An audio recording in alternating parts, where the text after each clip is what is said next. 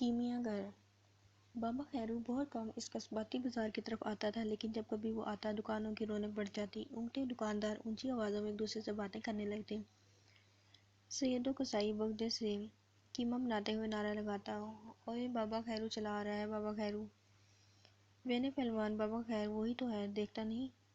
دنیا لباتی پنساری بھی تھی، دینا لباتی پنساری بھی تھا اور آڑت کی دکان بھی کرتا تھا۔ بابا خیرو کنکڑ کی گلی میں اسے بڑھتا ہوا دیکھتا تو اس کی باتیں کھل جاتی۔ چھوٹی سی دکان کی متفرق اشیاء پر بھاگم بھاگ سی نظر ڈالتا، لکڑی کی سیڑھیوں پر آ کر کھڑا ہو جاتا اور بآواز بلند کہتا، شیخ جی شکنجہ پھر کس لینا، ادھر دیکھیں کون چلا آ رہا ہے۔ لیکن شیخ صاحب کبھی نظر اٹھا کر خیرو بابا کی طرف نہ دیکھتے۔ وہ کاغذ کلئی سے جوڑتے جاتے، ابریک انگلیوں سے ہموار کرتے اور رشید کو متنبہ کرتے ہوئے کہتے، بیٹا رشید دیکھ، قطر ٹھیک کاٹتا۔ تو ایسے ہی کاٹ ڈالتا ہے کہ مجھے پھر قطر بیون کرنی پڑتی ہے اور انچ انچ قطر ضائع ہو جاتا ہے، پیسے دو پیسے کی آس بھی ٹوٹ جاتی ہے۔ لیکن جلد ساز کا بچہ رشید کینچی اور گتے کو زانوں پر رکھ کر ٹاٹ ایک طرف کرتا اور دینے کی دکان پر نظریں جما لیتا۔ دینے کی کتنی ساکھ تھی، سبھی سے بھاگ بھاگ کر ادھار دیتے تھے۔ شام کو نفع نقصان کا پڑتہ لگانے بیٹھتا تو سکوں کی کھنکھناتی آواز دور تک آتی۔ آٹو اور بابا خیرو بھی ہمیشہ دینے ہی کی دکان پر آتا۔ جلد ساز کی دکان پر تو اسکول کے وہ ماسٹر جی آیا کرتے تھے جن کی اینک کی کمانی ٹوٹی ہوتی تھی اور پاؤں میں اکھڑے ہوئے ربڑ والے فلیٹ بوٹ ہوتے تھے۔ دینا کی دکان کی دائیں طرف مولا بخش موچی اپنی صندوقچی نما دکان میں رہتا تھا اور بائیں جانب حلوائی کی دکان تھی۔ بابا خیرو کا نام سنتے ہی مولا بخش ہرا اور 47 چھوڑ آگے کو کھسک آتا اور ہنس کر کہتا، دینے تیری بڑی ہٹی پر تو سن برستا ہے، سن! بابا خیرو بھی آئے گا تو تیری چوکھٹ پر ہی آئے گا، ہمیں اس بھنڈار میں کون پوچھتا ہے۔ چاچو حلوائی گھان میں ہاتھ ڈالتا، کڑکڑاتے تیل میں پکوڑے چھوڑتا اور چمک کر کہتا، کبھی 2 پیسے کے پکوڑے تک ہم سے نہ لیے، ہم بابا خیرو کا کیا یاد کریں گے بھلا۔ دینا ہنستا رہتا اور بابا خیرو کا منتظر رہتا۔ بابا خیرو اس قصبے کا سب سے پراسرار شخص تھا۔ وہ قصبے سے 2 میل دور ریل کے پھاٹک کے پاس رہتا تھا۔ قصبے کی آبادی کے لیے وہ ایک ماہ میں سے کسی طرح کم نہ تھا۔ ایک آنکھ پر سبز کاغذ کی اندھیری ہوتی، میلی کاسنی صدری کی جیبوں میں بہت سے روپے اور نسخے جمع رہتے، یوں لگتا جیسے بابا خیرو نے جیبوں میں گیندیں چھپا رکھی ہیں۔ بابا خیرو لنگڑاتا ہوا دینے کی دکان تک پہنچتا، اپنی پھولی ہوئی جیب کو ٹٹولتا اور سبز تحمل کو احتیاط سے سنبھالتا ہوا سیڑھیوں پر ہی بیٹھ جاتا۔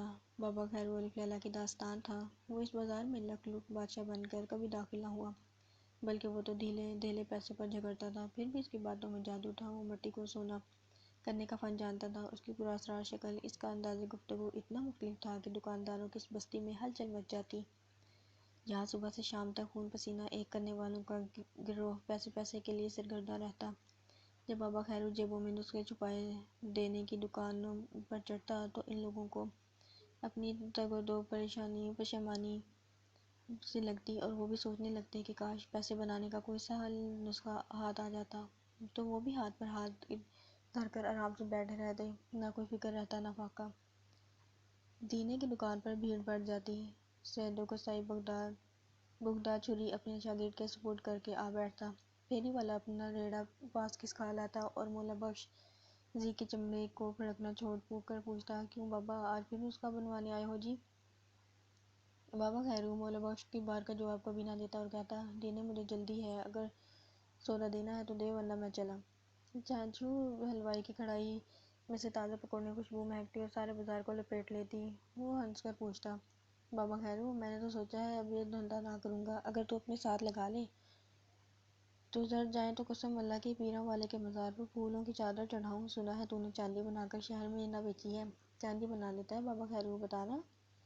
بابا خیرو کی ایک آنکھ سے گلے سڑے کاغذ کو ٹٹول کر پڑھتا اور پھر دینے سے مخاطب ہوتا، ہڑتال درخت کی یا 2 تولے، دیکھ پچھلی بار جھکائی ٹھیک نہ تھی، ساری محنت اکارت گئی۔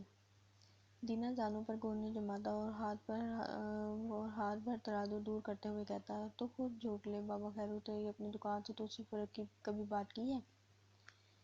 مولا بخش کے جی میں ہڑتال درکیا کا نام سن کر خود بدھ ہونے لگتی۔ وہ بابا کی بے نیازی کو بھول کر پوچھتا، کیوں بابا خیرو، کیا کبھی کچھ بنا بھی ہے یا یوں ہی ٹامک ٹوئیاں مارتا پھرتا ہے؟ بابا خیرو لمبے بھر کو ترازو سے نظریں ہٹا کر مولا بخش کو گھورتا، پھر کہتا، اور تیری طرح سارا دن بیٹھ ادھوڑی کے جونے نہیں سیتا رہتا، باریک کام کرتا ہوں، باریک کام۔ تیری جگہ میں ہوتا تو پھانا لگا کر کسی دن جوتی کی جگہ اپنی کھوپڑی ہی چوڑی کر لیتا۔ مولا بخش پر ان باتوں کا کبھی کچھ اثر نہ ہوا تھا۔ وہ اپنے ہاتھی جیسے دو لمبے تیشے نچلے لب پر جما کر ہولے ہولے ہنسنے لگتا۔ پھر ریڑھے والا نظیر اپنی چلم بابا کو پیش کرتے ہوئے کہتا: بے بابا کش لگا کش، حقے کے دو مزے ہیں، نشے کا نشہ، باجے کا باجا، جل ترنگ بجتا ہے میرے حصے میں۔ دینا بڑھ کر گڑ گڑی پینی پکڑ لیتا اور بابا خیرو کو پیش کرتے ہوئے بول اٹھتا: بابا تو پورا چلم چٹ ہے، 1 منٹ میں چلم گل بن جاتی ہے، ساری کی ساری۔ بابا منحال سے منہ سے لگاتا تو دم بھر کو نسخہ بھول کر باتیں کرنے لگتا۔ اس کی باتوں میں بڑی ترنگ آ جاتی۔ وہ کہتا: جب جان تھی تو حقہ پیتا تھا، اب دل بہلائے کرتا ہوں، نہ کبھی سلفے کا دم لگایا، نہ کبھی چرس پی، خالی مولی دھوئے میں کیا دھرا ہے۔ بے بھائی دینے جلدی سے 2 تولے ورق چاندی کے، تو تول دے، مجھے دیر ہوتی ہے۔ اب دینا لاڈ بگاڑ کر کہتا: جا پھر بابا، کچھ نہیں دوں گا تجھے، کھڑے گاؤں سے آتا ہے تو بھی۔ وہ کھڑی باتیں، 2 گھڑی بیٹھ باتیں کر پھر چلے جانا۔ سچ مچ تو نے چاندی بنا کر بیچنی تھی نا، سنا ہے گورنمنٹ تیرے پیچھے لگی رہتی ہے۔ بابا منہ سے منحال نکال کر سرخ رنگی داڑھی میں انگلیاں پھیرتا اور کہتا: ارے چاندی بنانا کیا مشکل ہے، یہاں تو چکر ہی اور چل رہا ہے، دیکھو جو خدا کو منظور ہو، ایک دن تم سب میں موتی بانٹنے آؤں گا۔ کلفی بیچنے والا لڑکا یکلخت بول اٹھتا: اور مجھے نہ بھول جانا اس دن بابا خیرو، ہم بھی تیری رعایا ہیں۔ پھر دینا دبی زبان میں طنز کرتا: بیچارے شیخ کو بھی یاد رکھنا، بیچارہ گتا باندھتا باندھتا خود کاغذ بن گیا ہے۔ سب دکاندار ہولے ہولے ہنسنے لگتے، لیکن رشید کی ناک پر پسینہ آ جاتا۔ وہ سوچتا: ابا دینے کی دکان پر کیوں چلا نہیں جاتا۔ گھڑی 2 گھڑی اگر گپ بازی ہو بھی گئی تو کون سی قیامت آ جائے گی۔ جب کبھی بابا خیرو آتا، وہ ٹاٹ کا پٹ سرکا کر اسے دیکھتا رہتا اور وہ تمام باتیں بھی سنتا جو دینے کی دکان پر ہوتی۔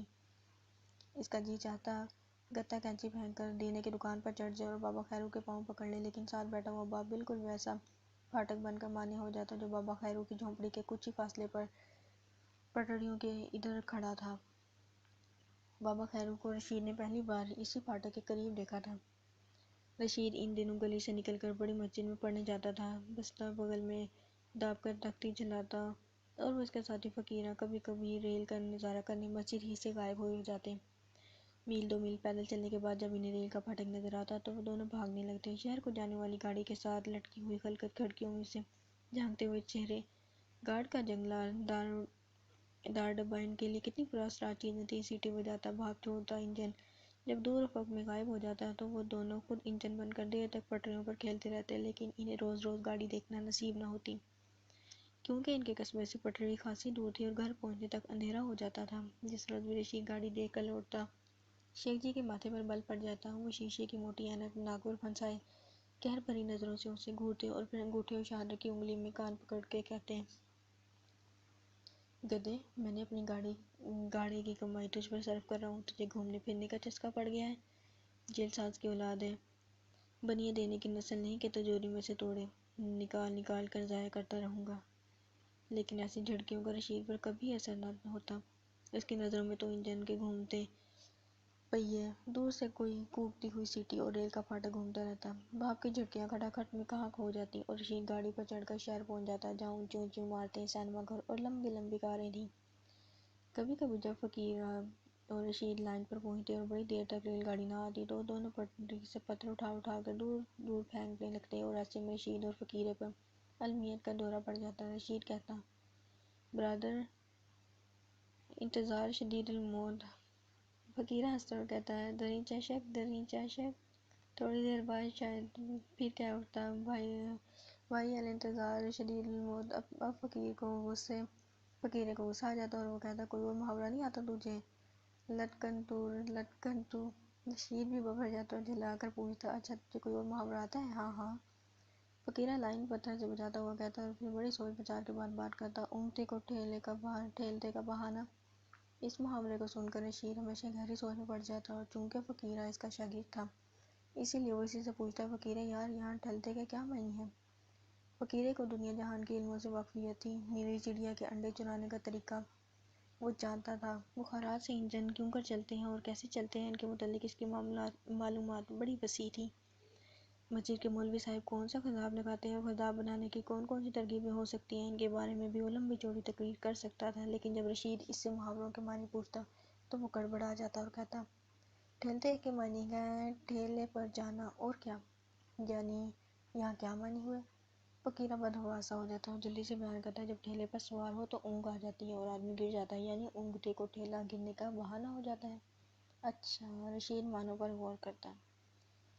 فقیرہ موضوع کو پتھر کے ساتھ دور پھینک کر کہتا الانتظار شدید الموت۔ اب رشید کو موقع ملتا اور وہ شیخی بکھارتا ہوا چلا آتا لٹکن تو، اور بار بار ایسا ہوتا کہ دور سے ریل گاڑی کے پہیے لٹکن تو کا ورد کرتے فضا میں بھنبھناہٹ سی پیدا کرتے سنائی دیتے۔ ریل کا پھاٹک بند ہو جاتا۔ رشید اور فقیرہ بستے اور تختیاں سنبھال گاڑی کے انتظار میں بت بن کر کھڑے ہو جاتے، لیکن ایک دن گاڑی بہت لیٹ ہو گئی تھی۔ فقیرہ گھر سے ایک پیسہ چرا کر لایا تھا اور انہوں نے یہ پیسہ لائن پر 10 جگہ جما کر اٹھا لیا تھا۔ انہیں اس دن گاڑی کا کتنا انتظار تھا، گاڑی آتی، پیسہ پھچکتا، پھر کہیں ان کا تجربہ صحیح نکلتا۔ وہ چلتے چلتے پھاٹک کے بہت قریب آ گئے تھے۔ شام کے دھند لگے میں پھاٹک کے چوکیدار کی کڑکڑی کے پھول چمک رہے تھے اور دور اسٹیشن کی بتیوں کی روشنی مدھم سائے والا بنی فضا کو منور کر رہی تھی۔ اس دھند لگے میں اسٹیشن کی طرف سے ایک آدمی عین پٹری کے درمیان میں سے آتا ہوا دکھائی دیا۔ یہ آدمی دائیں پاؤں کو دبا کر لنگڑاتا ہوا چل رہا تھا اور اس کی تہمت ہوا میں اڑ رہی تھی۔ فقیر اور رشید خواہ گھبرا کر جھاڑی کے پیچھے چھپ گئے۔ بابا خیرو عین پٹری کے وسط میں ابھرتا آیا۔ اس کی مہندی رنگی داڑھی سیاہ نظر آ رہی تھی اور وہ اپنے آپ سے باتیں کیے جا رہا تھا۔ جب بابا ان سے کچھ فاصلے پر پہنچ گیا تو فقیرہ نے رشید کو کونی ماری اور پیچھے چلنے کا اشارہ کیا۔ بابا خیرو پھاٹک سے نکلا اور پکی سڑک پر ہو لیا۔ فقیرہ اور رشید جو ہی پھاٹک کی دوسری طرف پہنچے چوکیدار نے پھاٹک بند کر دیا۔ دور فضا میں لاتکن تو پکارتی ہوئی گاڑی کی بھنبھناہٹ بلند ہوئی، لیکن آج ان کے سامنے ایک نئی کہانی تھی۔ ایک گاڑی سے بھی پراسرار شخصیت لنگڑاتی چلی آ رہی تھی۔ انہیں تو یہ بھی بھول گیا تھا کہ لائن پر فقیر ایک اکلوتا پیشہ انجن کے انتظار میں ہولے ہولے لرز رہا تھا۔ بابا خیرو نے اپنی کوٹھری کا پٹ بند کر لیا تو رشیدہ اور فقیرہ نے درز میں سے جھانکنا شروع کیا۔ اندر اندھیرا تھا اور بابا خیرو بدروح کی طرح ادھر ادھر منڈلا رہا تھا۔ پھر تاکچے پر مٹی کا دیا جلا۔ بابا خیرو نے چٹائی پر بیٹھ کر اپنی جیبوں کو ٹٹولنا شروع کر دیا۔ آہستہ آہستہ چٹائی پر ننھی ننھی پوڑیوں کا ڈھیر لگ گیا۔ پھر بابا خیرو نے کہیں سے ایک پرانا ترازو نکالا اور ایک ایک پڑیا تولنے لگا۔ انجن کی آواز بہت بلند ہو گئی تھی اور اس کی گڑگڑاہٹ چلا کر انہیں پکار رہی تھی۔ وہ دونوں لائن کی طرف بھاگے۔ چمکتے ہوئے جگنوں کی قطار بہت دور نکل چکی تھی۔ فضا میں غبار تحلیل ہو چکا تھا، لیکن چمکتی لائن پر پھیلا ہوا پیسہ پڑا تھا۔ ان دونوں کو بابا خیرو بھول گیا اور وہ خوشی سے اچھلنے لگے۔ دوسرے دن وہ دونوں لائن پر نہ جا سکے، لیکن رشید کے دل میں ہلچل سی مچی تھی۔ رہ رہ کر اس کے ذہن میں بابا خیرو کی تصویر ابھرتی رہی۔ وہ ساری رات بابا خیرو کے متعلق سوچتا رہا، باوجود یہ کہ دونوں کا ابا جی کی تواضع کے باعث درد کرتے تھے، لیکن بابا خیرو کا پراسرار وجود ان کی طرف توجہ بھی نہ کرنے دیتا تھا۔ رات بھر وہ عجیب عجیب خواب دیکھتا رہا، جیسے مدھم یا دیے جلا کر وہ غاروں میں پھرتا رہا اور کوئی بڈھا لاٹھی اٹھائے اس کے تعاقب میں بھاگ رہا ہو۔ اس خواب نے کئی صورتیں اختیار کی، لیکن اس خوف کا تانا بانا قائم رہا، اس کے دل کو گھیرے ہوا تھا۔ مسجد میں سورہ مزمل کو رٹتے رٹتے وہ رک گیا اور فقیرہ سے پوچھنے لگا یار وہ آدمی کون تھا؟ کون سا آدمی؟ مولوی جی کو نظر بچا کر فقیرہ نے جواب دیا، وہی کل شام والا۔ وہ تو بابا خیرو ہے، ہماری دکان پر آتا ہے۔ مولوی صاحب غیر متوجہ دیکھ کر گرجے، ارے خنزیرو، گھر سے یہاں باتیں کرنے آئے ہو؟ ابھی مرغا بنا دوں تو سب باتیں اڑن چھو ہو جائیں گی۔ پتہ نہیں انہیں ایسی کون سی ضروری باتیں کرنا ہوتی ہیں۔ کیوں بے بنیے کی اولاد کیوں بہکا رہا تھا اس ٹٹ پونجے کو؟ کچھ نہیں جی، فقیرہ منمنایا، اب جو آواز آئی تو الٹا لٹکا دوں گا۔ مولوی صاحب گرجے۔ رشید نے پھر سورہ مزمل کو لمبی لمبی آوازیں لگا کر پڑھنا شروع کر دیا، لیکن اس کے نظروں کے سامنے پھر جھونپڑی اور بابا خیرو آ گئے۔ وہ فقیرہ کو کونی مار کر بولا، یار تمہاری دکان پر بابا کیا کرنے آتا ہے؟ دینے بساتی کے لڑکے فقیرے نے گردن اٹھا کر فخر سے کہا، سودا لینے آتا ہے، اور کیا؟ کیسا سودا؟ بعد میں بتاؤں گا، مولوی صاحب دیکھ رہے ہیں۔ اتنے میں مولوی صاحب نے انہیں للکارا۔ دو لنگی گدی پر جمائے اور مکتب کے تمام بچوں کے سامنے مرغا بننے کا حکم صادر کر دیا۔ شام کو جب وہ دونوں گھر کی طرف پلٹ رہے تھے تو رشید کے لبوں پر سوالوں کی بوچھار تھی۔ وقت فقیرے کا موڈ خراب تھا، اسے رہ رہ کر مولوی صاحب کی جھٹکے پر غصہ آ رہا تھا۔ اس کا بس چلتا تو مولوی صاحب کو چٹکی بھر زہر کھلا دیتا۔ بس سر چلاتے ہوئے وہ بولا، مجھے ایک عمل آتا ہے، اگر 40 دن پڑے تو پھر جس کسی پر پڑھ کر پھونک دے، بس وہیں غصہ ہو جاتا ہے، اس کی راہ تک نہیں ملتی۔ اگر کبھی پہلے دن ہوتے تو رشید کا تخیل بھڑک اٹھتا، لیکن اس دن تو اس پر بابا خیرو سوار تھا۔ اس نے سنی انسنی کر کے کہا، بابا خیرو تمہاری دکان پر کب آتا ہے؟ کبھی کبھی آتا ہے۔ مولوی صاحب کی کیا بساط ہے، بڑے بڑے اس عمل کے سامنے ٹھہر نہیں سکے۔ بس پڑھنے کی دیر ہے، جتنی دیر یہ عمل کریں نا تو ایک سفید چادر باندھ کر کسی کھجور کے پیڑ تلے چلہ کاٹنا پڑتا ہے۔ کیوں آتا ہے بابا خیرو؟ نسخہ بنوانے، اور کیا؟ چاچا دینا علاج بھی کرتا ہے کیا؟ رشید نے پوچھا۔ علاج؟ کیوں، علاج کیا؟ اب رشید نے خفیف ہو کر کہا، خود ہی تو کہہ رہا تھا کہ بابا خیرو نسخہ بنوانے آتا ہے۔ فقیرہ دیر تک ہنستا رہا، مولوی صاحب کی بخشی ہوئی بے عزتی کا رونا دھل گیا۔ اسے یوں محسوس ہوا کہ ابھی اس سے بھی گھٹیا اور ذلیل لوگ دنیا میں زندہ ہیں۔ اس لیے جب ہنس ہنس کر تسلی ہو گئی تو بولا، ارے گدھے، وہ کوئی بیمار تھوڑا ہے، وہ دوسری طرح کے نسخے بنوانے آتا ہے، جادو کے نسخے، گنڈے تعویذ کی چیزیں لینے آتا ہے بابا خیرو۔ ہیں؟ اور کیا، بابا خیرو تو جادوگر ہے، بڑے بڑے جینیس کتابیں ہیں، چاہے تو راتوں رات مولوی صاحب کی چرپائی اٹھوا کر قبرستان میں پہنچا دے، چاہے تو تمہارے قصبے میں لال آندھی آ جائے۔ اچھا؟ فقیرہ اور بھی پھولنے لگا۔ اور کیا، میرا چاچا باتیں کیا کرتا ہے، چاچا کہتا ہے کہ ایک دن بابا خیرو نے مٹی کو ہاتھ لگایا تو وہ چاندی بن گئی، اور پھر وہ یہ چاندی لے کر بیچنے شہر چلا گیا۔ رشید نے پریشان ہو کر پوچھا، تو پھر بابا اس جھونپڑی میں کیوں رہتا ہے، اپنی کوٹھی کیوں نہیں بنوا لیتا تحصیلدار صاحب کی طرح؟ فقیرہ نے کہکا لگایا اور ہنس کر بولا، مولوی صاحب ٹھیک کہتے ہیں، تو ٹٹ بخیار یہ جادوگر غنی ہوتے ہیں، غنی، انہیں ٹرک ہوتا ہے اپنے کام کا۔ چاچا کہتا ہے، اگر یہ منہ مایا میں پھنس جائیں تو پھر قدرت جاتی رہتی ہے۔ منہ مایا، وہ کیا؟ فقیرے نے دینے کی بات کو دہرا کر گویا اپنی ذہانت کا ثبوت دیا تھا، اب اکڑ کر کہنے لگا، منہ مایا ایک چیز ہوتی ہے، ابھی تو بہت چھوٹا ہے، تجھے ان چیزوں کی سمجھ نہیں، رفتہ رفتہ آپ کی سمجھ آ جائے گی۔ رشید فقیرے کی بات سن کر اپنی قد اور عمر کو دل ہی دل میں کوستا چلنے لگا، لیکن بابا خیرو کو دوبارہ دیکھنے کی تمنا اور بھی جوان ہو گئی۔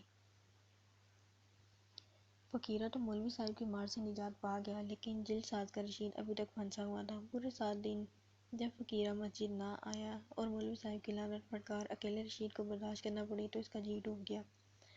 وہ سارے دن بیٹھا یہی سوچتا رہتا کہ کاش وہ عمل ہی فقیر سے سیکھ لیتا تاکہ مولوی صاحب کو راکھ بنانے میں آسانی ہوتی، لیکن فقیرہ تو مسجد چھوڑ کر دکان پر بیٹھنے ہی لگا تھا۔ شام کو شیخ جی نے کبھی رشید کو باہر نہ جانے دیا تھا اور دن بھر رشید کو مکتب سے چھٹی نہ ہوتی دے کر فقیرے سے ملاقات کرتا۔ یوں تو مکتب کے تمام بچے فقیرے کو چھیڑتے رہتے تھے اور اونچی اونچی گایا کرتے تھے، اوئے فقیرہ تیری فقیری دورا سے، لیکن فقیرہ ان باتوں سے کبھی نہ چڑھا تھا۔ اسے تو مولوی صاحب کی مار سے نفرت تھی، کس طرح وہ دونوں کانوں سے اٹھا کر الف کر دیتے تھے، کس طرح گدی میں تڑا تڑ ڈھونڈنی پڑتی تھی۔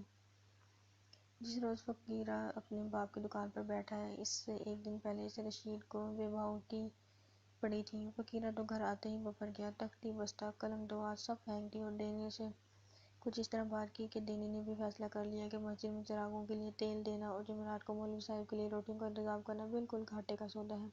فقیرہ دکان پر بیٹھنے لگا، 1-1-2-11، باپ بیٹا مل کر کام کریں گے تو 1000 قسم کے البل سے نجات مل جائے گی۔ جنہیں نے تو اپنے پیسوں کو کھڑے کرنے کی سوچی اور فقیرے کو دکان پر گدے نشین بنا کر بٹھا لیا، لیکن جب رشید نے شیخ جی سے مکتب کا کچا چھٹا کہہ سنایا تو الٹی آنٹیں گلے کو آئیں۔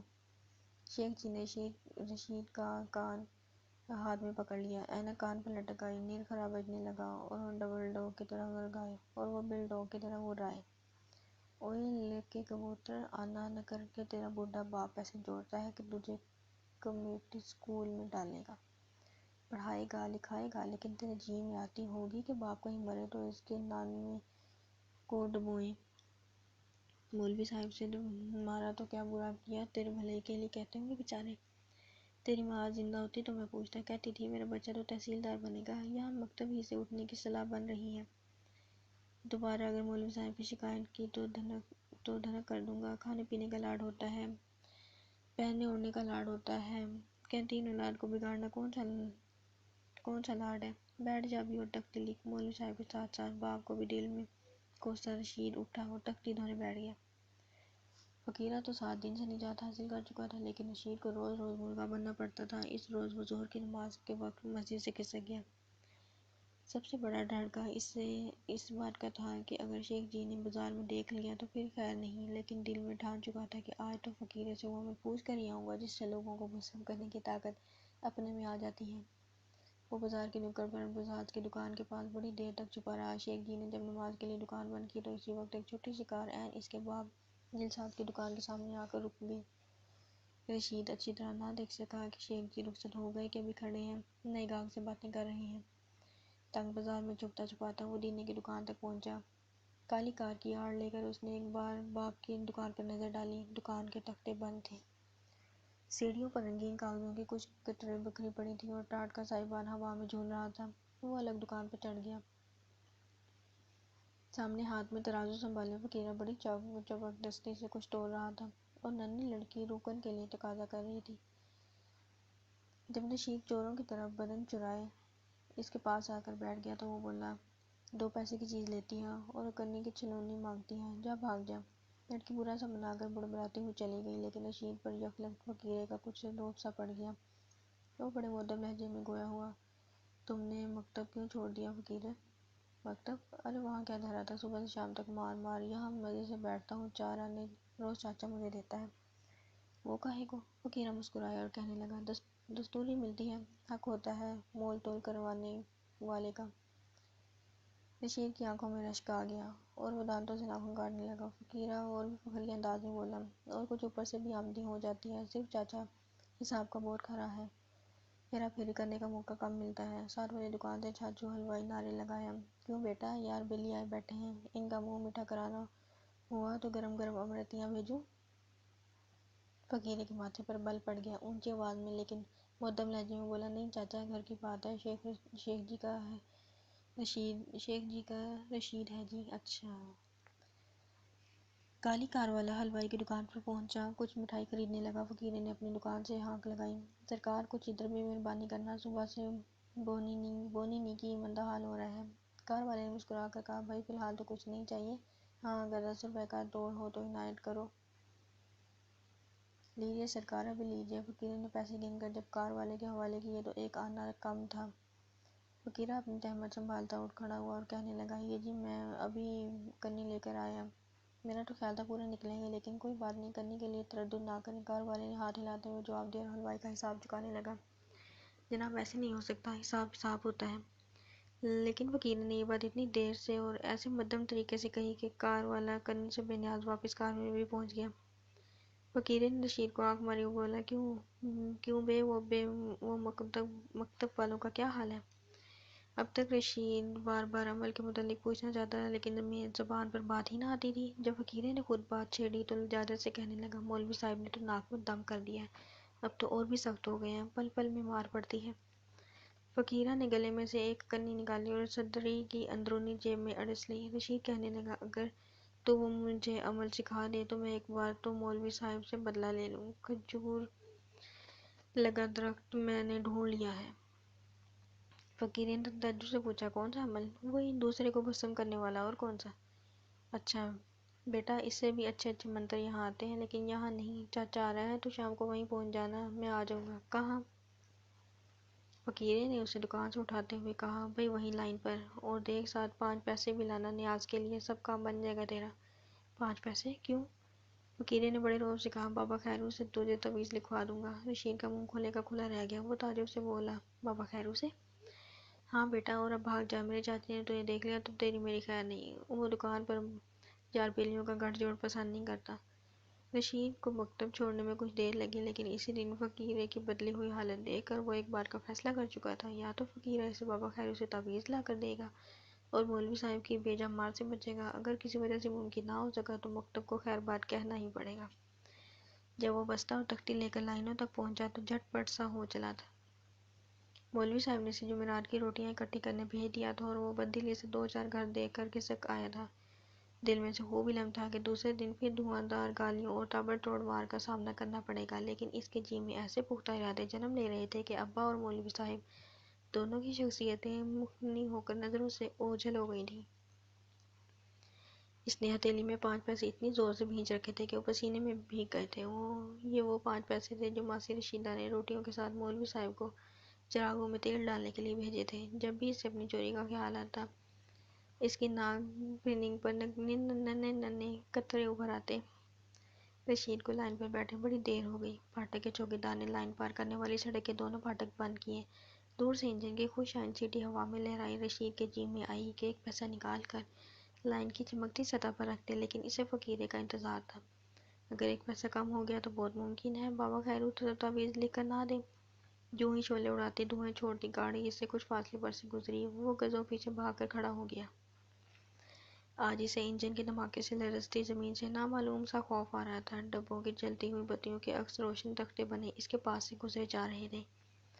پھر انجن گاڑی کو اغوا کر کے بہت دور چلا گیا۔ پھاٹک کھل گئے، لیکن کریڑ اور ڈیلیا سے چھپا ہوا علاقہ جیسے سہم کر رہ گیا۔ فقیر ابھی تک نہ پہنچا تھا اور رشید کو بہت دیر ہو چکی تھی۔ وہ لائن کے ساتھ ساتھ چلتا ہوا پھاٹک تک پہنچا اور پھر سڑک پر ہو لیا۔ وہ بابا خیرو کی جھونپڑی تک پہنچ گیا، لیکن اندر جانے کی اس میں ہمت نہ تھی۔ ٹوٹے ہوئے دروازے کے ساتھ ہی جا بجا کوئلے کی راکھ کی چھوٹی چھوٹی ڈھیریاں تھیں۔ رشید نے دروازے کے ساتھ منہ لگا لیا اور اندر جھانکنے لگا۔ اندر گھپ اندھیرا تھا اور کچھ بھی سجائی نہ دیتا تھا۔ کتنی ہی دیر رشید ادھر ادھر سے جھانکنے کی کوشش کرتا رہا، لیکن خستہ کوٹھڑی کے اندر روشنی کی ایک بھی کرن نہ پھوٹی۔ حالانکہ رشید نے دروازہ دھکیلنا چاہا اور جوں ہی کباڑ ذرا سا جھولے، کسی نے پیچھے سے اسے پکڑ کر اپنی طرف گھمایا۔ سامنے بابا خیرو کھڑا تھا۔ اس کا چہرہ غصے سے تمایا ہوا تھا۔ برے حال کا تماچا رشید کے منہ پر جماتے ہوئے بابا بولا، کیوں بے حرامی، سارا شہر چھوڑ کر فقیروں کے گھر ڈاکہ ڈالنا تھا؟ حرامزادے، پھر کبھی یہاں دیکھا تو تیزاب ڈال کر بھسم کر دوں گا۔ پھر اس کے کان اینٹ کر کر کہنے لگا، اس دن بھی میں نے تجھے جھاڑیوں کے پیچھے دیکھا تھا، جوتی چور اٹھائی گیڑا کسی کا لڑکا ہے تو؟ رشید کے تمام منصوبے، سارے ارادے حلق ہی میں خشک ہو گئے۔ اسے مار سے تو خوف نہ آتا تھا، لیکن بابا خیرو تو جادوگر تھا، اور کون جانے بستی سے اتنی دور اجاڑ سنسان جگہ میں ابھی پل بھر میں اس کا کلیجہ ہی نکال لیتا۔ رشید نے جلدی سے کان چھڑایا اور سرپٹ بھاگنے لگا۔ دور تک بابا خیرو کی آواز اس کا تعاقب کرتی رہی۔ وہ للکار للکار کر کہہ رہا تھا، حرامزادے، پھر کبھی ادھر آیا تو ہڈیاں توڑ دوں گا۔ میرا پتہ نہیں بابا خیرو ہوں، خیرو۔ جب تک قصبے کی بتیاں نظر نہ آئیں وہ بھاگتا ہی چلا گیا۔ بار بار مڑ کر دیکھ لیتا کہ کہیں بابا خیرو تعاقب میں چلا تو نہیں آ رہا۔ ساری راہ اس کی نظریں فقیرے کو ڈھونڈتی رہیں، لیکن سوائے بھاگتی بیریوں کے اور کچھ بھی نظر نہ آیا۔ ڈیوڑی میں پہنچ کر اسے اپنے 5 پیسے اور تختی یاد آئی، لیکن اس میں اتنی ہمت نہ تھی کہ ان چیزوں کو ڈھونڈنے نکلتا۔ چوروں کی طرح وہ گھر میں داخل ہوا۔ شیخ جی گھر میں موجود نہ تھے۔ ہنڈیا چولہے پر دھری ابل رہی تھی۔ اس نے چارپائی پر بیٹھ کر کٹورا بھر ٹھنڈا پانی پیا تو جان میں جان آئی۔ اس کے بعد اس نے پھاٹک کی طرف جانا ہی چھوڑ دیا۔ فقیرے نے کئی بار اسے ترغیب دلائی، لیکن رشید نے ٹال دیا۔ رشید کو مکتب چھوڑنے میں بڑی دقت پیش آئی، کیونکہ شیخ جی کے دل میں اپنے اکلوتے رشید کے لیے بڑے بڑے خواب تھے جو پڑھائی کے بغیر پورے ہی نہ ہو سکتے تھے۔ لیکن رشید نے فقیرے کی خوشحالی دیکھ لی تھی اور وہ پر ضد تھا کہ وہ بھی دکان پر کام کرے گا۔ حالانکہ شیخ جی کو ہتھیار ڈالنا پڑے اور رشید بھی دکان پر جانے لگا۔ جب سے فقیرے کو دکان کی سمجھ بوجھ پیدا ہوئی تھی، دینا زیادہ وقت منڈی سے سودا لانے اور کھاتا بہی کی جانچ پڑتال میں وقت گزارتا۔ ترازو کی ڈنڈیاں فقیرے کے ہاتھ ہی میں رہتی تھیں۔ گاہکوں سے مول تول کرنا، باقی دکانداروں سے لین دین رکھنا اور دکان کی تمام ذمہ داری اسی کی تھی۔ چاچو حلوائی سے اب فقیرے کے مراسم بہت اچھے ہو گئے تھے اور جوں ہی دینا منڈی جاتا وہ ربڑی، دودھ، جلیبیاں خرید کر ضرور کھاتا۔ فقیرہ تھوڑے ہی عرصے میں گبھرو ہو گیا تھا۔ گالوں کے گڑھے بڑھ گئے تھے اور ٹھوڑی کے نیچے گوشت کی ننھی سی گہرائی ابھر آئی تھی۔ شیخ جی ہمیشہ بازار کی جانب پش کر کے بیٹھتے تھے۔ انہیں بازار کے شور و شوق سے کوئی سروکار نہ تھا۔ آرام سے بیٹھے جلدی کیا کرتے ہیں؟ کبھی کبھار کوئی دلچسپ مسودہ ہاتھ لگ جاتا تو اسے علیحدہ رکھ لیتے اور گھر لا کر دیے کی روشنی میں پڑھنے لگتے، لیکن رشید ہمیشہ دینے کی دکان کا رخ کر کے بیٹھتا تھا۔ بار بار اس کی نظر سامنے اٹھ جاتی، دینے کی دکان پر جو بھیڑ رہتی تھی، بھان بھان کے گاہک آتے تھے، ان کا نظارہ اپنی دکان سے بیٹھ کر ہی کر لیتا۔ اسے لئی بنانے سے نفرت تھی۔ گتا کاٹنا اور شکنجہ کسنا اسے بڑے فضول کام نظر آتے تھے، کیونکہ صبح سے شام تک اتنی ساری کتابیں سینے جوڑنے اور جلد بندی کرنے کے بعد اسے ایک آنا بھی دستوری نہ ملتے۔ شیخ جی کی دکان پر آتے ہی وہ لوگ تھے جو شکل سے ہی بھک منگے اور فقیر سے نظر آتے۔ کبھی کبھار کمیٹی اسکول کے ماسٹر آتے لیکن وہ ہمیشہ بل پر کام کرواتے تھے، اس لیے اوپر کی آمدنی کا تو سوال ہی پیدا نہ ہوتا تھا۔ مولوی صاحب کی قید سے چھوٹ کر بھی رشید کو آزادی نصیب نہ ہوئی۔ آزادی سلب ہو جانے کا اسے اتنا رنج نہ تھا جتنا دکھ اس بات کا تھا کہ اب کماؤ ہونے کے باوجود وہ ایک پائی کا حقدار نہ تھا۔ اس کی ذاتی پونجی صفر تھی، نئی واسکٹ اور سرخ جوتی خریدنا تو درکنار، وہ تو آج تک 2 آنے کی کلفی بھی نہ خرید سکا تھا۔ اس لیے جب ایک دن ایک لڑکا اپنی کتابیں بنوانے آیا تو رشید نے اس سے 4 آنے زیادہ وصول کر لیے، لیکن شیخ جی سے اس بچے نے کہیں جوڑ دی۔ دوسرے دن شیخ جی نے رشید سے پوچھا، وہ ہسٹری جغرافیہ کی کتابیں حمید صاحب کا لڑکا بنوا کر لے گیا تھا؟ رشید لمبے ورقوں کام پر آہستہ سے بولا، جی۔ ابری لگائی تھی؟ جی۔ اب شیخ جی اس کے قریب آ کھڑے ہوئے بولے، کیوں میاں، شکنجے میں جلدیں کس لی تھی؟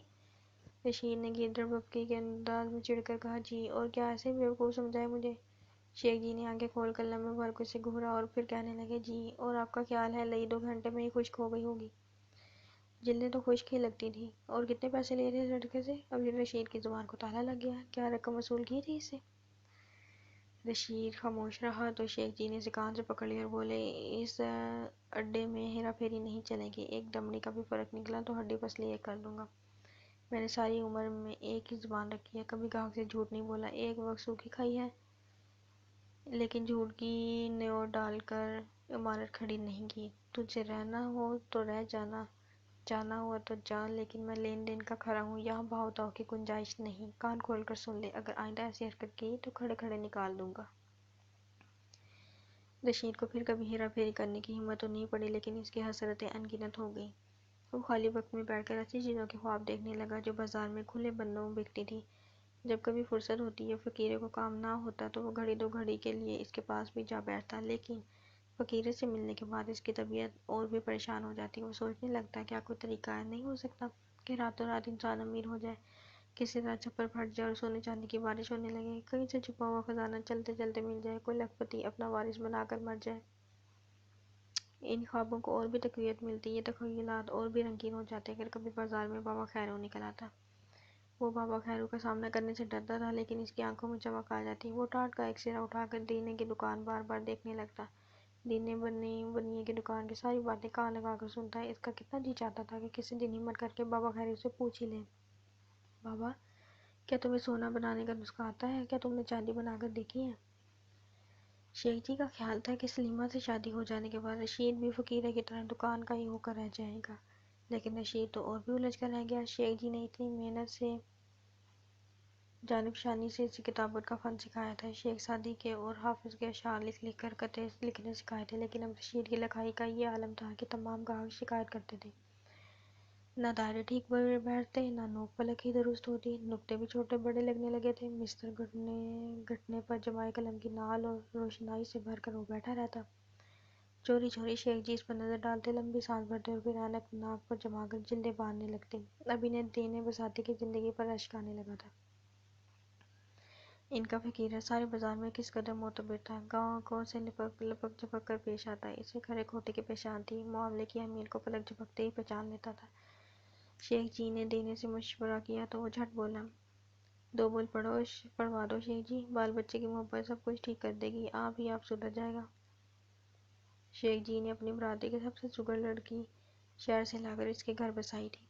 سلیمہ بڑی سلیقہ شعار اور نفاست پسند تھی، اس نے آتے ہی اپنے کمرے میں نیا کیلنڈر اور موتیوں سے کڑی ہوئی خوبصورت تصویر دیوار پر لٹکائی تھی۔ اس کے ہاتھ کے بنے ہوئے میز پوش اور چادریں ہرے نیلے بسنتی پھولوں سے لدی ہوئی تھی، بالوں میں چمپیلی کا تیل لگاتی تھی، دوپٹوں میں ساگودانے کی ایسی کلف لگاتی تھی کہ اچھی سے اچھی کتاب کی جلد بننے کے لیے کبھی رشید نے استعمال نہ کی تھی۔ رشید کی خاموشی اور بددلی کی شیخ جی کو تو سمجھ نہ آتی تھی، لیکن سلیمہ ٹو میں تھی۔ ایک رات کھانے کے بعد رشید کھلی چارپائی پر چپ چاپ لیٹا تھا، آنگن میں مٹی کی سوندھی سوندھی خوشبو اٹھ رہی تھی، طاقچے میں دھرے دیے کی بو مسلسل کانپ رہی تھی۔ شیخ جی وضو کر کے ساتھ والی مسجد میں عشاء کی نماز پڑھنے گئے تھے، جب سلیمہ نے اپنا چنا ہوا دوپٹہ اتارا اور بڑے بے تکلف سے اوائن کی طرف جا بیٹھی اور بولی، کیوں کسی نے نہیں بولنا کیا؟ رشید نے کوئی جواب نہ دیا تو رشید کا پاؤں کھجلا کر کہنے لگی، سر شام نہ سو جایا کریں، صحت کے لیے بڑا خراب ہے۔ رشید کو ہنسی آ گئی لیکن وہ بن کر بولا، تنگ نہ کرو چیما، میں سو رہا ہوں۔ اب وہ جپاک سے اٹھ کر کہنے لگی، تو یہ دیا خواہ جل رہا ہے، بجھا دوں اسے؟ نہیں، رہنے دو۔ چیما تاکچے کے قریب جا کھڑی ہوئی، دیے کی مدھم لو میں اس کی کاجل بھری آنکھیں، باہوں میں پڑے ہوئے کنگن اور ناک کی ننھی سی کیل چمکنے لگی۔ بالوں کی لٹ ماتھے سے پرے کرتے ہوئے چیما بولی، نا جی، یہاں کیا سب نے جلنے کا ٹھیکہ لیا ہے؟ کم از کم دیا تو آرام کریں۔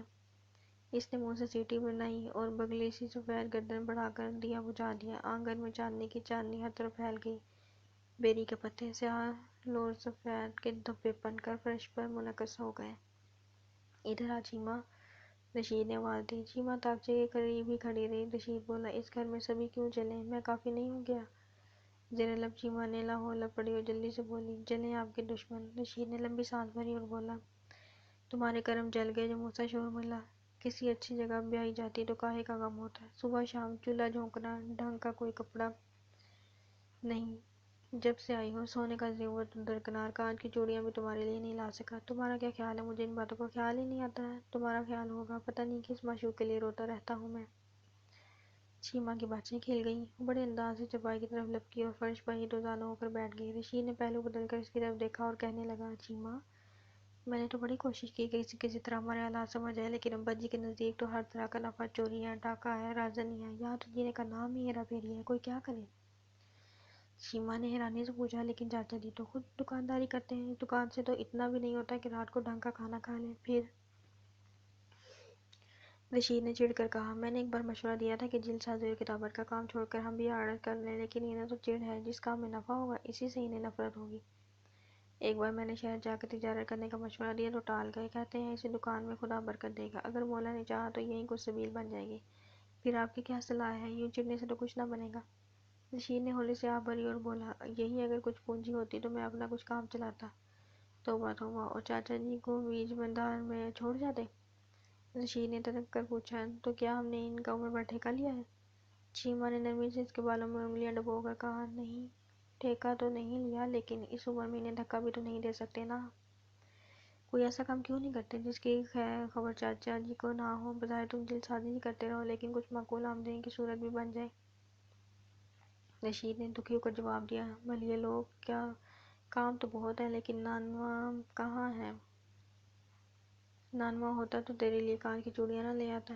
چیما نے نظریں جھکا کر اپنے کنگنوں کی طرف بڑے پیار سے دیکھا اور پھر بولی، یہ کنگن تو خیر میں نہیں دے سکتی، میری ماں کی نشانی ہے، لیکن میری دگدگی بیچ لیجیے، پورے 2.25 تولے کی ہے، لیکن ایک شرط ہے۔ رشید نے دگدگی کا شکریہ ادا کرنے کے بجائے جلدی سے پوچھا، شرط؟ وہ کیسی؟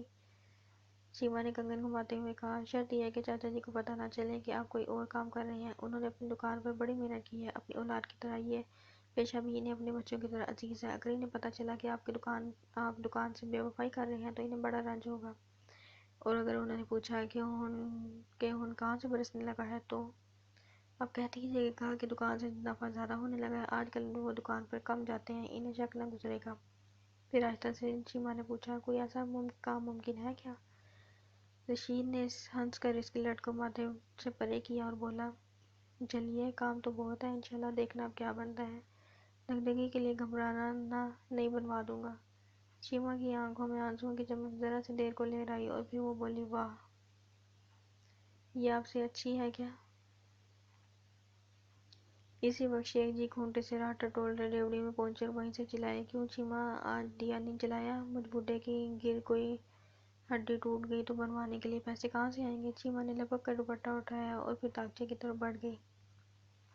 رشید نے 200 روپے ریشمی رومال میں کس کر باندھے، پھر انہیں اپنی قمیض کی جیب میں ڈالا، پھر واسکٹ کی اوپر والی جیب میں جلدی سے گھسیٹ دیے۔ ممدو سنار کی ساری چمک دمک اور آن بان اس کی نظروں کے سامنے تھی۔ اسے ممدو کی دکان پر بیٹھے 2-3 گھنٹے لگ گئے۔ بھیڑ کم ہوتی تو وہ عرض مدعا کرتا، اس کے سامنے سونے کے کنگن بکے، ایک دیہاتی نے اپنی بیوی کے لیے بہت خوبصورت پازیبیں خریدی، ایک عورت دیر تک متذبذب بیٹھی سوچتی رہی کہ اپنی بیٹی کو جگنی بنوا دے یا ہنسلی بہتر رہے گی۔ ممدو کبھی ہنسلی سبز کاغذ پر رکھ کر دکھاتا ہے، کبھی جگنی لہرا کر پیش کرتا ہے۔ اتنے خوبصورت اور چمکتے زیور دیکھ کر رشید پر عجب کیفیت طاری ہو گئی تھی۔ اس کا جی چاہتا تھا کہ دگنی نہ بیچ کر ایک جوڑا پازو بند اور کانوں کی ہلکی ہلکی بالیوں کا ایک جوڑا خریدے۔ شیما کے بھرے بھرے سفید بازو اسے یک لفظ سونے سونے نظر آنے لگے۔ پھر اس کے جی میں آئی کہ اس جھنجھٹ سے ہی بہتر ہے دگدگی صاف کروا کر شیما کو لوٹا دے، اور وہ اٹھ بھی جاتا اگر ممدو اس کے کندھے پر ہاتھ مار کر بے تکلف سے نہ کہتا، کیوں شیخ جی، کچھ پیسے درکار ہیں؟ ہاں، چوروں کی طرح رشید نے جواب دیا۔ اس وقت تو مشکل ہے شیخ جی، کاروبار مندہ ہے، قسم پنجتن پاک کی، سونے کے بیوپار کی کو ہی آگ لگی ہے۔ رتی تولے کا حساب کرتا کرتا انسان پاگل ہو جاتا ہے، اور بچت کوڑی کی نہیں۔ پہلے اس میں ہزاروں کا لین دین رہتا تھا، اب تو سارا حساب ہی بٹا کھاتا بن گیا ہے۔ پھر ممدو ہولے ہولے ہنسنے لگا اور شیشے کے صندوقچے پر رکھے ہوئے زیور واپس سبز، لال اور پیلے کاغذ میں لپیٹنے لگا۔ رشید نے چند لمحے سوچ کر آہستہ سے دگدگی نکالی اور اسے ہتھیلی پر رکھ کر بولا، چاچا جی، یہ دگدگی لایا تھا بیچنے کے لیے۔ توبہ توبہ توبہ، تمہاری چیز میرے ہاں نہیں بک سکتی بیٹا۔ رشید کی ٹانگیں کانپنے لگی، لیکن اسے ایک گو نہ سکون ملا کہ چلو خیریت ہوئی، میرے ہاتھوں شیما کا زیور نہ بکے گا۔ اچھا تو میں چلتا ہوں۔ ممدو نے اس کی قمیض کا کونا پکڑ کر بٹھا لیا اور آہستہ سے بولا، ارے نہ لسی نہ پانی، بیٹھو بیٹھو، تمہاری ضرورت میری ضرورت ہے، کہو کتنے روپے درکار ہیں؟ جتنے میں یہ زیور بک سکے گا چاچا۔ ممدو نے دگدگی لے کر روشنی کی طرف گھمائی، پھر بے پرواہی سے صندوقچے پر ڈال کر کہا، بازار کا بھاؤ مندہ ہے بیٹا، 100 سوا 100 کی چیز ہوگی، کہو تو کچھ رقم تمہیں ادھار دے دوں۔ وہ آپ کی مہربانی ہے۔ پھر ممدو نے صندوقچے سے کچھ نوٹ نکالے اور انگلیوں میں تھوک لگا کر جلدی جلدی گننے لگا۔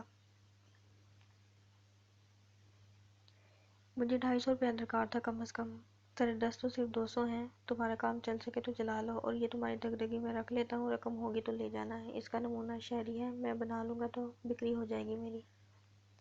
ہاں ہاں چاچا، آپ رکھیں اسے، رقم پکڑتے ہوئے رشید نے کہا۔ رنگین رومال میں 200 روپے باندھ کر رشید باہر نکلا تو بمشکل تمام بولا، جی اس بات کا ذکر ابا سے نہ کرنا، یہ میرا ذاتی معاملہ ہے۔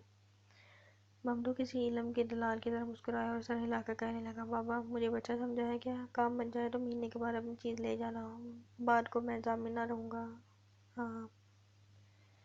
رشید زیور گروی رکھ کر جب دکان سے باہر نکلا تو اس کے ذہن میں کوئی پروگرام نہ تھا، اسے سمجھ نہ آ رہی تھی کہ ان 200 روپے سے وہ کیا کاروبار کرے گا، اور کیوں کر یہ 200 ہزاروں میں بدل سکیں گے۔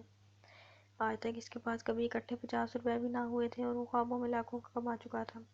کبھی سوچتا آٹا پیسنے کی مشین لگا لوں، کبھی جی میں آتا افیون کا کاروبار کر لوں، چوری چھپے کی آمدنی ہوگی، ابا کو کبھی خبر نہ ہو سکے گی، اور بیوپار بھی لاکھوں کا ہوگا۔ پھر سوچنے لگتا کہ شاید چل کر قسمت آزماؤں تو وارے نیارے ہو جائیں گے۔ یہ وارے نیارے کیوں کر ہوں گے، اس کے متعلق اس نے کبھی بھی نہ سوچا تھا۔ فقیرے کی دکان پر آج خوب رونق تھی۔ رشید نے چوری چوری گزر جانا چاہا، لیکن فقیرے نے آواز دے کر کہا، کیوں میاں، اب تو بڑے آدمی ہو گئے ہو، بات بھی نہیں کرتے؟ رشید نے دینے کی دکان پر دیکھا تو بابا خیرو بیٹھا نظر آیا۔ وہ لکڑی کی سیڑھیوں پر بیٹھا ایک پرانا پرزہ پڑھ رہا تھا۔ رشید کے قدم خود بخود فقیرے کی طرف بڑھنے لگے۔ مولا بخش موچی بڑے جوش سے کہہ رہا تھا، کیوں بابا، اگر چاندی بن جاتی ہے تو بناتے کیوں نہیں؟ بابا خیرو نے موٹی سی گالی سے مولا بخش کو نوازتے ہوئے کہا، تو بیٹھا اپنے جوتے سی، چاندی سے تجھے کیا؟ فقیرے، ارے فقیرے، بنیے کی اولاد، ارے پھندے سے پکڑ کر تول، ڈنڈی مارنے سے باز نہیں آتا نا؟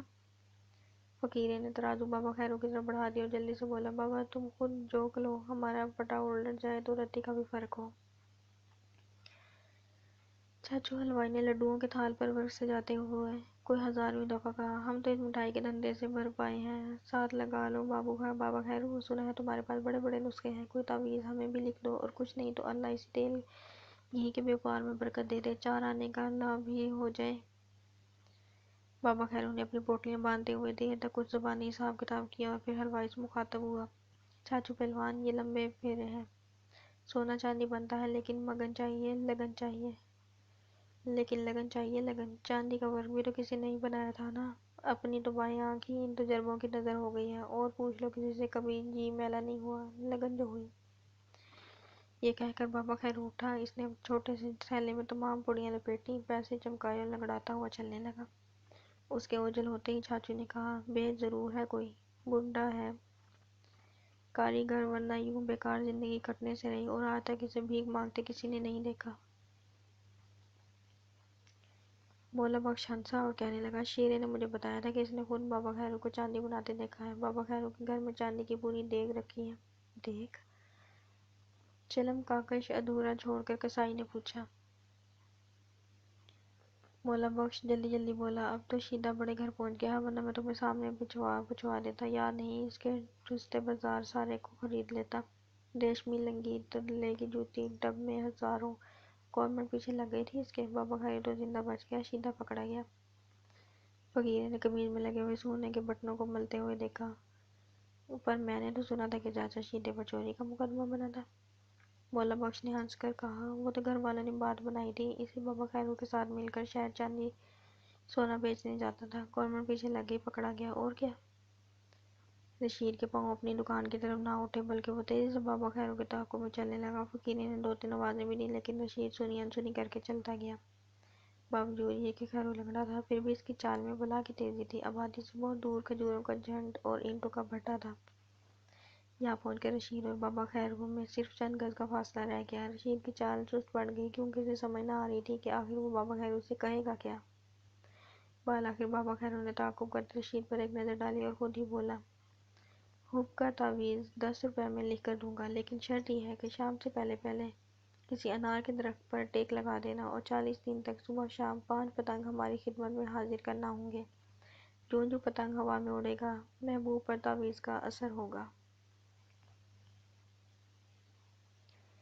رشید نے منمناتے ہوئے کہا، جی تعویذ تو نہیں لکھوانا مجھے، سمجھا علاج کی غرض سے آیا ہوگا۔ اب رشید بابا خیرو کے قریب آ گیا اور بامنٹ کہنے لگا، نہیں بابا، یہ بات نہیں ہے۔ بابا خیرو نے رشید کو سر سے پیر تک گھورا، پھر لمحہ بھر سوچ کر کچھ ہنس دیا۔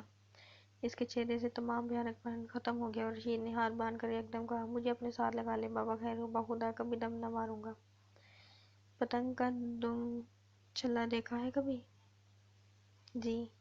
بابا خیرو نے سر ہلا کر کہا، پتنگ پھٹتی ہے، کانپ ٹوٹتی ہے، ڈور کٹتی ہے، لیکن دم چھلا ساتھ رہتا ہے۔ ہمارا کام بڑا مشکل ہے بابا، لوٹ جا۔ میں انشاءاللہ دم چھلا بن کر ہی رہوں گا، دیکھ لے، سوچ سمجھ لے، 500 پلٹتے دیر نہیں لگتی، کون جانے کل تو ہزاروں میں کھیلے اور میں بھیک مانگتا پھروں۔ رشید نے بڑی منت بھری آواز میں کہا، میں ساتھ چھوڑنے والا نہیں۔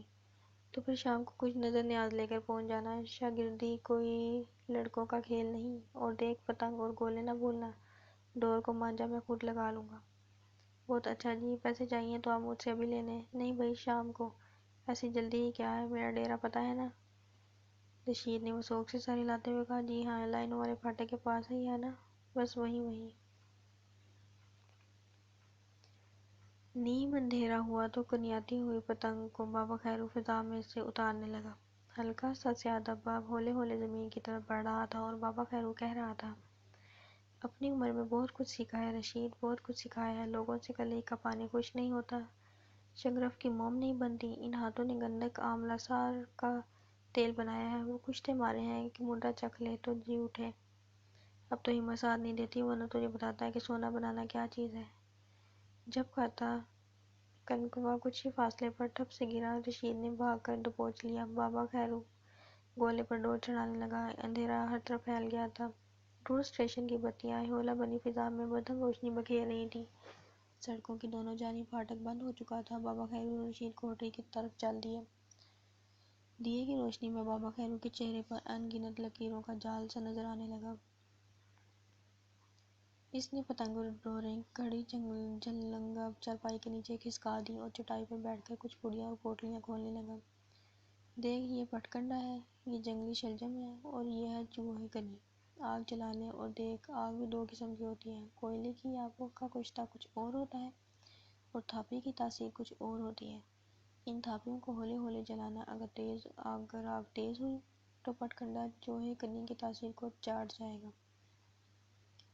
رشید آگ جلانے لگا، لیکن بار بار اس کی نظر کونے میں پڑی ہوئی دیگ پر جاتی تھی۔ پھر اس دیگ پر سے نظر ہٹا کر وہ بابا خیرو کو دیکھنے لگتا۔ ساری شام پتنگ بازی میں گنوانے والا بابا خیرو اس وقت آنکھیں چڑھائے ہوئے بڑے انہماک سے پوٹلیاں کھول کر چیزیں توڑ رہا تھا۔ اس کا چہرہ اس وقت بے حد پرجلال نظر آ رہا تھا۔ رشید نے آگ جلائی، کوٹھڑی میں دھواں سا پھیل گیا۔ جب وہ دروازہ کھول کر پلٹنے لگا تو دیگ کے قریب آ کر کھڑا ہو گیا۔ اس بے سر و سامانی میں چمکتی دیگ بڑی مضحکہ خیز لگ رہی تھی۔ اس دیگ میں کیا تھا بابا خیرو؟ بابا خیرو نے لمبے بر کو دیگ کی طرف دیکھ کر کہا، اس دیگ میں؟ اس میں چاندی تھی بیٹا، چاندی۔ کناٹ کرتا تو عمر کو یہ دولت کافی تھی، لیکن خیر آگ جل گئی۔ رشید دیر کو دیکھتا ہی رہ گیا۔ آگ جل گئی رشید؟ جی۔ بابا خیرو نے ترازو اس کی طرف بڑھاتے ہوئے کہا، ایک پلڑے میں سہاگا ہے، دوسرے میں گندک، دونوں کو کھیل کرنا ہے، چل میں بتاؤں۔ جس وقت رشید گھر چلا تو بارش شروع ہو چکی تھی۔ بجلی رہ رہ کر چمکتی تو اسے پانی میں آگے بڑھتے ہوئے اپنے بوٹ نظر آ جاتے۔ ساری رات اس کے دل میں یہی سوچ تھی کہ کس طرح دوسرے دن ریشمی تہمت اور پگڑی خریدے گا، کیونکہ بابا خیرو کی فرمائش پوری کرنا ضروری تھا اور بزاز کے شیخ جی سے تعلقات اتنے گہرے نہ تھے کہ بعد نکل جانے کا اندیشہ تھا۔ اپنی ڈیوڑی کا دروازے سے ذرا سا کھلا نظر آیا۔ قریب پہنچا تو اس نے ایک سائے کو دروازے میں کھڑے پایا۔ چیما نے ذرا سا چہرہ باہر نکال کر کہا، ذرا آہستہ آئیے گا، چاچا جی جاگ رہے ہیں۔ پھر چیما نے ہولے سے کہا، میں نے ان سے کہہ دیا ہے کہ آپ سو رہے ہیں۔ کمرے میں پہنچ کر اس نے دروازہ بند کیا تو چیما نے پوچھا، کچھ کام بنا؟ امید تو ہے، چیما ہولے سے بولی، لیکن اتنی دیر سے نہ آیا کریں، چاچا جی آج کئی بار پوچھ چکے ہیں۔ جب اس گھر میں سونے کی اینٹیں آئیں گی تو سب پوچھنا بند ہو جائے گا۔ چیما نے لمحہ بھر اس کی مشکوک نظروں سے دیکھ کر منہ پر انگلی رکھ لی اور کہنے لگی، آہستہ بولیے ذرا، کچھ کھانے کو ہو تو جلدی لا، آج تو سارا دن گھومتے ہی گزر گیا ہے۔ لیکن چیما جگہ سے نہ ہلی اور پوچھنے لگی، کام کیا شروع کیا، مجھے تو بتائیں، سب پتہ لگ جائے گا، جلدی کاہے کی ہے، کچھ کھانے کو تو لا۔ چیما چلی گئی تو وہ گیلے بوٹوں سمیت چارپائی پر دراز ہو گیا۔ اس کی نظروں کے سامنے چاندی سے بھری ہوئی دیگ گھومنے لگی۔ دوپہر کی دھوپ موقع میں سے اتر کر عین وہاں پر پڑ رہی تھی جہاں چیما کا پھولوں والا رنگین باکس پڑا تھا۔ بابا خیرو کے پاس رشید کو گئے پورا ایک ہفتہ ہو چلا تھا۔ رشید کی جیب میں جو چونی تھی وہ کھوٹی تھی۔ وہ جو اشیاء بابا خیرو نے خرید کر لانے کو کہا تھا ان پر پورے 30 روپے لا کر اٹھتی تھی۔ 4 دن سے تو وہ دکان پر بھی نہ گیا تھا۔ اسے یوں احساس ہو رہا تھا کہ اب کام بننے والا ہے، اور جوں جوں یہ احساس بڑھتا اس کی بے چینی بڑھتی جاتی۔ دگدگی گئی، کانوں کی مرکیاں گئیں، چاندی کی پازیبیں گئیں، حتیٰ کہ موتیوں والی تصویر بھی بک گئی جو چیما جہیز میں لائی تھی اور جو آتے ہی سامنے والی دیوار کی زینت بن گئی تھی۔ چیما خاموشی سے اپنی چیزیں رشید کو پکڑاتی رہی، لیکن جب رشید نے کنگن طلب کیے تو چیما نے صاف انکار کر دیا۔ کنگن چیما کی اماں نے مرتے وقت دم اس کی باہوں میں پہنائے تھے۔ یہ اس کی مرحوم ماں کی یاد سے بھی زیادہ مقدس تھے۔ دو ایک بار رشید نے بے ادبی زبان میں ان کا مطالبہ کیا، لیکن چیما جو بے حد ٹھنڈے مزاج کی عورت تھی ہر بار بھڑک اٹھتی۔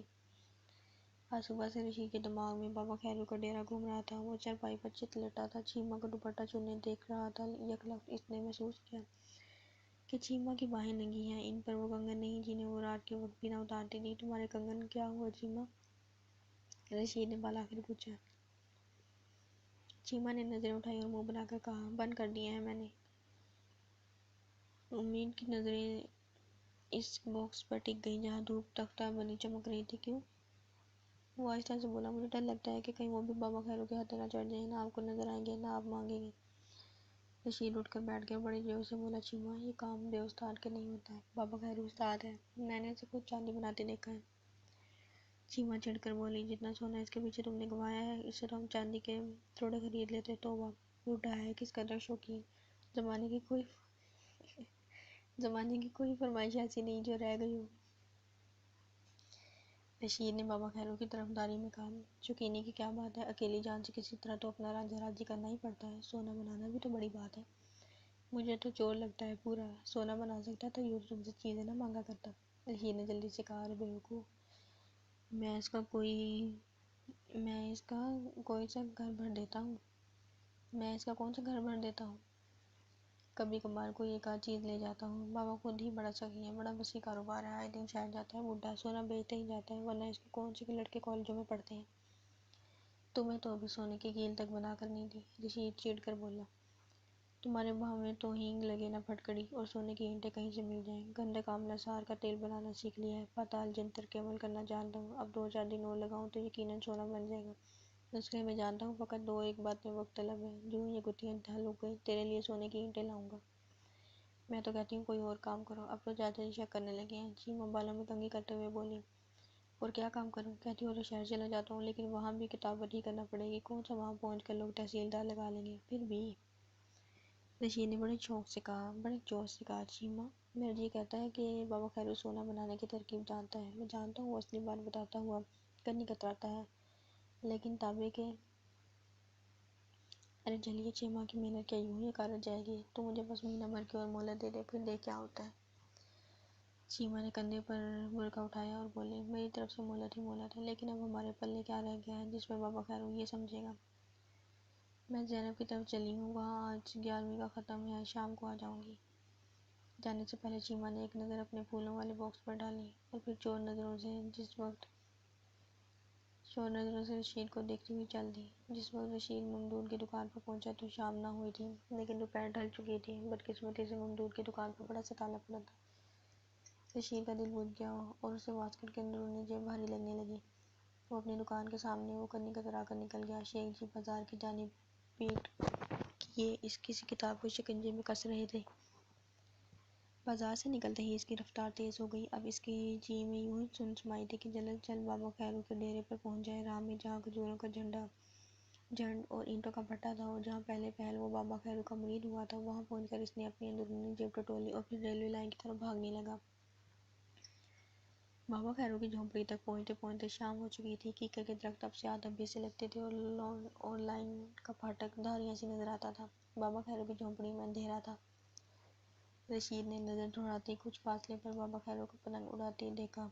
وہ بھاگم بھاگ میدان میں پہنچا۔ آ گیا شیخ بچے؟ جی، اتنے دن انتظام نہ ہو سکا، اس لیے نہ آ سکا۔ تیرے بعد میں نے تیل بنا لیا، تانبے پر ڈالا تو سونا بن گیا۔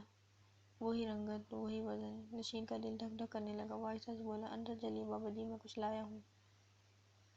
تو چل، میں آیا۔ اس وقت دھمکی نہ دی تو پتنگ آ گرے گی۔ بڑی مشکلوں سے ہاتھ چڑھایا ہے اسے، ہوا بالکل بند ہے۔ بند کر اس مشغلے کو، میں بڑا سامان لایا ہوں بابا خیرو۔ پتنگ اور گولا سنبھال کر جب دونوں جھونپڑی کے اندر پہنچے، بابا خیرو نے دیا سلگایا تو رشید نے کہا، تو پھر بن گیا سونا بابا خیرو؟ ہاں، بن تو گیا ہے، لیکن بھرا بھرا جیسے ریت ہوتی ہے، لیکن خیر دیکھوں گا۔ اور پٹھے؟ تو کون سا سامان لایا ہے؟ رشید نے بابا خیرو کی بات سنی تو اس کا دل بوجھ گیا۔ لمحہ بھر پہلے اس کا دل کھل گیا تھا۔ اسے کیسے امید بن گئی تھی کہ واپسی پر وہ چیما کو یہ مزدہ سنا کر اپنا گناہ بخشوا لے گا۔ اب اس نے بددلی سے اندرونی جیب ٹٹولی اور کنگن کی جوڑی ہتھیلی پر رکھ کر بابا خیرو کی طرف بڑھا دی۔ بابا خیرو کچھ دیر کنگن دیکھتا رہا، پھر ہولے ہولے اس کی دائیں آنکھ رشید کے چہرے پر جم گئی۔ وہ آہستہ سے بولا، یہ کنگن کس کے ہیں رشید؟ جی، چیما کے ہیں، وہ بمشکل تمام بولا۔ خیرو کے جبڑے تن گئے۔ اس کی دائیں آنکھ بیرہوٹی کی طرح سرخ ہو گئی۔ اب تک تو نے کیا کیا بیچ کھایا ہے رشید؟ سچ بول ورنہ ابھی مار ڈالوں گا۔ رشید نے تعجب سے بابا خیرو کو دیکھا اور کہا، بس یہ کنگن باقی میں لے آیا ہوں۔ خیرو اسے تھر تھر کانپنے لگا اور گرج کر بولا، یہ دیکھتا ہے، دیکھ، اس میں میری روشنا کا زیور آیا تھا، میں نے سب بیچ کھایا، ایک ایک چیز گنوا دی اور روشنا بھی گنوا دی، لیکن یہ دیکھ، یہی ہے اور یہی رہے گی۔ میں صبح شام اسے دیکھ کر کہتا ہوں تو روشنا کی آخری نشانی ہے۔ تجھے بیچ کھاؤں تو شور کھاؤں، حرام کھاؤں؟ جا بھاگ جا، یہ کنگن لے جا، ورنہ روشنا کی طرح وہ بھی چلی جائے گی۔ جا ابھی بھاگ جا، جا، کھڑا میرا منہ کیا تکتا ہے، جا۔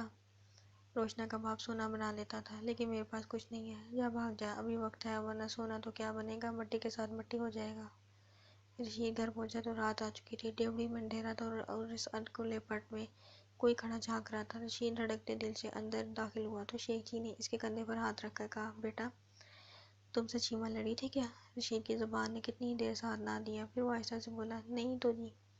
پھر پتہ نہیں کیا بات ہے، شام کو آئی تو بڑی دیر تک ٹرنک بستر جھاڑتی رہی، پھر اپنا سامان باندھ کر چلتی بنی، کہنے لگی، چاچا جی کہا سنا معاف کر دینا۔